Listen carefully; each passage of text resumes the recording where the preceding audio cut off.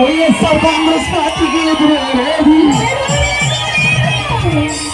Doctor Gopireddy Srinivasa Reddy గారికి తిరిగి YS Jaganmohan Reddy గారికి ఎదురు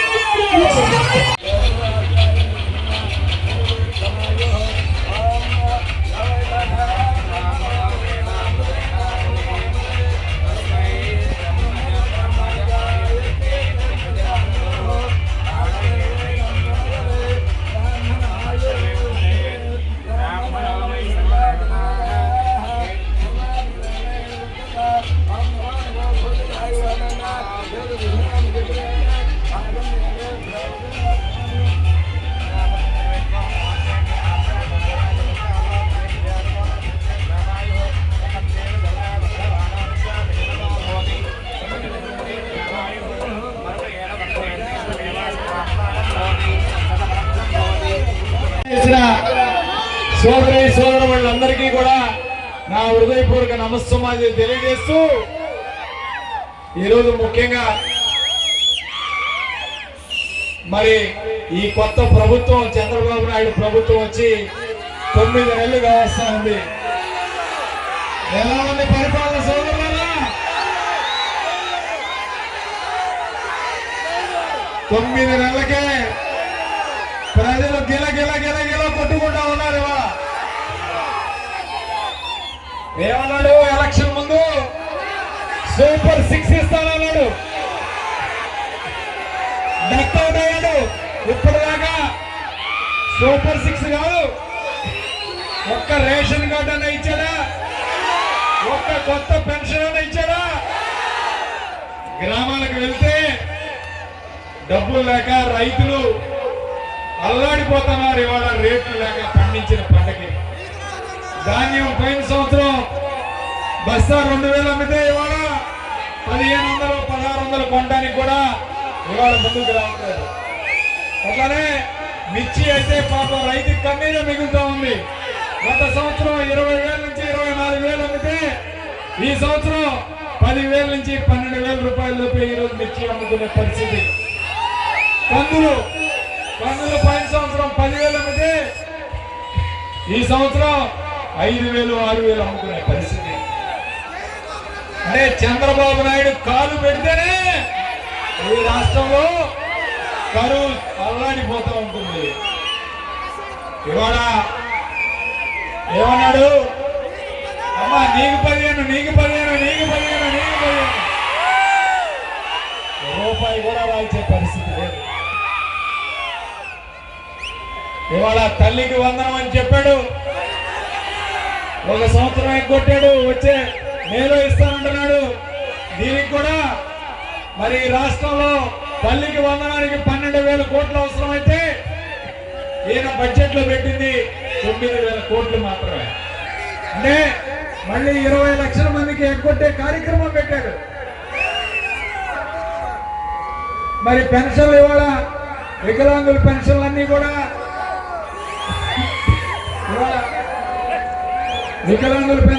కూడా వెరిఫికేషన్ పెట్టి మొత్తం తీసేయాలని చెప్పి చూస్తున్నారు ఇవాళ ప్రభుత్వ హాస్పిటల్లో. అయ్యోగా 5,000 కోట్ల కోత విధించాడు ఈ సంవత్సరం. అంటే సుమారు 5 లక్షల పెన్షన్లు తీసేసే కార్యక్రమం పెట్టాడు. మరి ఉచిత బస్సు అన్నాడు ఆడవాళ్ళకి, దాని ఊసే లేదు. ఆడవాళ్ళు వాళ్ళ బస్సు ఎక్కి ఫోటోలు పెట్టుకొని కొడుతున్నారు వాళ్ళని, ఏమైనా ఎప్పుడు ఇస్తారు మీ బస్సులు అని చెప్పి. నిరుద్యోగ వృత్తి అన్నాడు. పాపం ఈ రోజు యువత చాలా మంది ఎదురు చూస్తున్నారు. నిరుద్యోగ వృత్తి ఎప్పుడు అసలు దాన్ని నేను అనలేదని చెప్పి అబద్ధపడే కార్యక్రమం చేస్తున్నాడు. గ్యాస్ ఉచిత గ్యాస్ అన్నాడు. ఆ గ్యాస్ లో కూడా 1,60 లక్షల కుటుంబాలు ఉంటాయి రాష్ట్రంలో. 90 లక్షల కుటుంబాలకు ఇచ్చి మిగిలిన 60 లక్షల మందికి కూడా టోపీ పెట్టే కార్యక్రమం చేశాడు. ఇవాళ రైతుకి మరి రైతు ఇంత కష్టాల్లో ఉన్నాడు. రైతు భరోసా ఇస్తాడేమని ఎదురు చూస్తుంటే మొదటి సంవత్సరం ఎగ్గొట్టాడు, రేపు ఇస్తామంటున్నాడు. రైతులు ఈ రాష్ట్రంలో 50 లక్షల మంది ఉంటే అది కూడా 30 లక్షల మందికి ఇచ్చే కార్యక్రమం చేస్తున్నాడు. ఇలా వాలంటీర్లు దాదాపు 2,60,000 మంది వాలంటీర్లు ఉంటే వాళ్ళందరికీ 5,000 నుంచి 10,000 చేస్తానన్నాడు.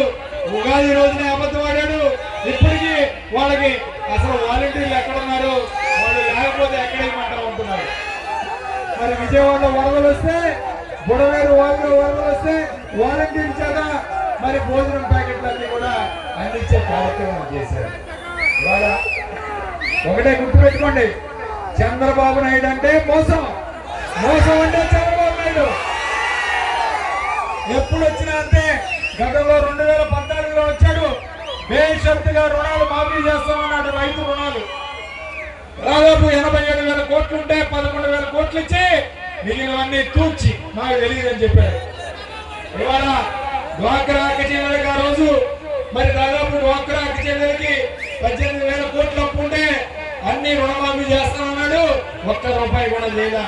ఇవాళ డ్వాక్రా అక్క చెల్లెలు జగన్మోహన్ రెడ్డి గారు వచ్చిన తర్వాత 10 లక్షల నుంచి 20 లక్షలు చేసి వాళ్ళందరినీ కూడా మరి గ్రూపులు పెంచి ఇవాళ బ్యాంకులో లోన్ ఇస్తే ఇవాళ పరిస్థితి ఏంటి? డ్వాక్రా అక్క చెల్లెలు ఒకసారి గుర్తు చేసుకోవాలి. బ్యాంకులకు వెళ్ళి నెలవారీ వడ్డీ కట్టాలంటే 5,000 రూపాయలు 10,000 రూపాయలు వడ్డీ కట్టలేక ఇవాళ డ్వాక్రా అక్క చెల్లెలు ఎంత బాధపడుతున్నారో. బ్యాంకులు కూడా ఖాళీగా ఉన్నాయి. ఇవాళ లోన్ తీసుకునేవాళ్ళు లేరు, డ్వాక్రా మహిళలు లోన్ తీసుకునేవాళ్ళు లేరు. మరి ఇవాళ ఇన్ని పథకాలను కోసేసి ఆయన కొడుకు ఉద్యోగం ఇప్పించుకున్నాడు, మంత్రి పదవి ఇప్పించుకున్నాడు. వాళ్ళిద్దరూ కలిసి ఇవాళ విమానాశ్రయం పడతారంట. విమానాశ్రయం, విమానంలో పోవడానికి పేదవాళ్ళు ఇవాళ ఎవరో సామెత చెప్పారు, తింటానికి తిండి లేదు కానీ మీసాలకి సంబంధం కూడా కావాలంట. రైతులు ఇవాళ ఇంత పరిస్థితిలో ఉంటే ఈయనకి నాగార్జున సాగర్ లో ఒక విమానాశ్రయం, నెల్లూరు దగ్గర ఒక విమానాశ్రయం, ఇవన్నీ కట్టిస్తారంట. ఇవాళ ఎంత ఘోరంగా చంద్రబాబు నాయుడు. ఇప్పుడు గుర్తుపెట్టుకోండి, పేపర్లో అరచేతిలో స్వర్గం చూపిస్తాడు, ఒక్క పని కూడా చేయడు, ఒక్క రూపాయి కూడా అందించే కార్యక్రమం. ఒక్కసారి వైఎస్ఆర్ కాంగ్రెస్ పార్టీ అభిమానులు ఒకటే చెప్తూ ఉన్నాను, ఈ ప్రభుత్వం మీద వ్యతిరేకత మొదలైంది. ప్రశ్నిస్తే కేసులు పెట్టి లోపల పెడుతూ ఉన్నారు. ఇవాళ సోషల్ మీడియా వాళ్ళని పాపం సుధారాణి అనే అమ్మాయిని చెల్లూరుపేటలో 17 కేసులు పెట్టి లోపల పెట్టించి స్టేషన్ నుంచి స్టేషన్ తిప్పించే కార్యక్రమం చేశారు. నిన్న పోసాని కృష్ణమురళి గారిని ఆయన ఎప్పుడో పవన్ కళ్యాణ్ గురించి అన్నాడంట, ఆయన కళ్ళలో ఆనందం చూడాలని లోకేష్ 17 కేసులు పెట్టాడు ఇచ్చాడు. ఆయన గురించి అన్నాడంట, ఆయన కళ్ళలో ఆనందం చూడాలని లోకేష్ 17 కేసులు పెట్టాడు ఇచ్చాడు. ఆయన ఒకటే గుర్తుపెట్టుకోండి, కేసులు పెట్టినా భయపడేది లేదు వైఎస్ఆర్ కాంగ్రెస్ పార్టీ. మీరు కేసులు పెట్టి భయపడాలని చూస్తే ఎవరు ఇక్కడ చేతులు గాజులు దొరకలేరు, భయపడేది లేనే లేదు. ఖచ్చితంగా తిరగబడుతుంది. ఆ రోజులు దగ్గరకు వస్తున్నాయి. మీరు గుర్తు పెట్టుకోండి. ఒకసారి లోకేష్, మీ రెడ్ బుక్ రాజ్యాంగం ఈ రాష్ట్రంలో అమలు చేస్తా ఉంటున్నాము. జగన్మోహన్ రెడ్డి గారు వస్తే బ్లూ బుక్ రాజ్యాంగం రాస్తాం, బ్లూ బుక్ రాజ్యాంగం రాస్తాం. గుర్తు పెట్టుకో, వదిలిపెట్టేదే. ఎవరైతే ఈ రోజు వైఎస్ఆర్ కాంగ్రెస్ పార్టీ వాళ్ళని ఇబ్బంది పెడుతున్నారో, తమ్ముళ్ళారా సోదరులారా, ప్రతి గ్రామంలో కూడా పేర్లు రాయండి, ప్రతి నియోజకవర్గంలో పుస్తకం పెట్టండి.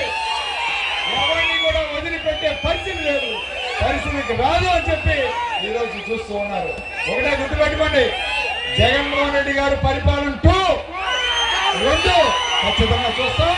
అట్లనే గోపిరెడ్డి పరిపాలన 2 కూడా మళ్ళీ చూస్తామని చెప్పి ఖచ్చితంగా ఈసారి రానున్న రోజుల్లో వీళ్ళందరికీ పరిపాలన ఏంటి ఎలా ఉండేది కూడా చూపిస్తా.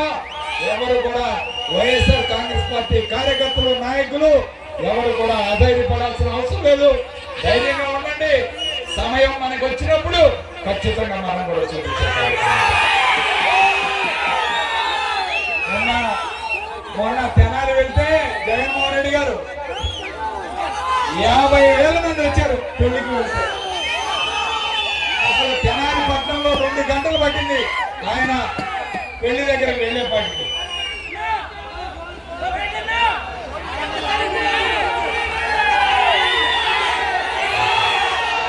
కాబట్టి ప్రజల్లో వ్యతిరేకత ప్రారంభమైంది. రైతులు ఇబ్బంది పడుతున్నారు, డ్వాక్రా మహిళలు అక్క చెల్లెలు ఇబ్బంది పడుతున్నారు, విద్యార్థులకు ఫీజు రియంబర్స్మెంట్ లేదు. అట్లానే అయిపోయింది.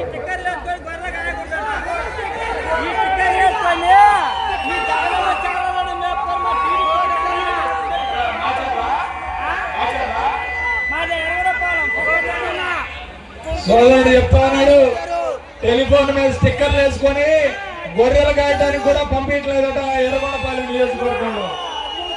సో ఈ విధంగా వీళ్ళ అరాచకత్వం, వీళ్ళ యొక్క ఇది ఒక్కసారి మళ్ళీ అందరం కూడా సమైక్యంగా ఉన్నాం. మనలో ఏదైనా విభేదాలు ఉంటే పక్కన పెట్టి అందరం కలిసి మళ్ళీ జగన్మోహన్ రెడ్డి గారిని ముఖ్యమంత్రి చేసుకున్నాం. ఖచ్చితంగా మనకి మంచి రోజులు వస్తాయి, ఈ రాష్ట్రం సుభిక్షంగా ఉంటుంది.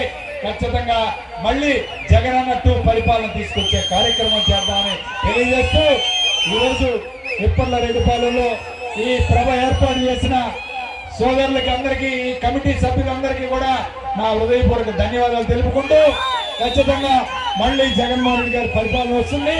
అందరం కూడా కలిసి మళ్ళీ సమైక్యంగా పోరాటం చేద్దామని తెలియజేస్తూ జై జగన్.